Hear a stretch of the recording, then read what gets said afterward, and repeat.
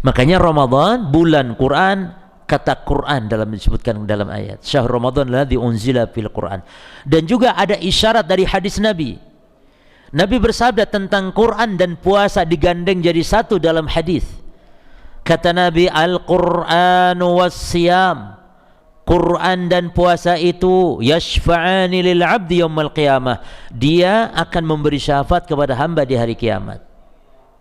Faqala al-Quran, kata Nabi, Quran ngomong, Quran bicara kepada Allah. Kata Quran, ya Rabbi mana'tuhu anin naumi fil laili fasyafi'ni fi. Ya Allah, aku telah mencegah si hambamu ini, si fulan ini, dari tidurnya di waktu malam karena baca Quran, maka jadikan aku wasilah memberi syafaat kepadanya. Maka di sini isyarat menunjukkan kalau baca Quran afdalnya kapan? Kata Quran di hadapan Allah nanti dari kiamat, bela kita. Wahai Allah, aku telah mencegah dia tidur di waktu malam gara-gara baca Al-Quran, maka beri dia syafaat. Berarti baca Quran afdalnya kapan?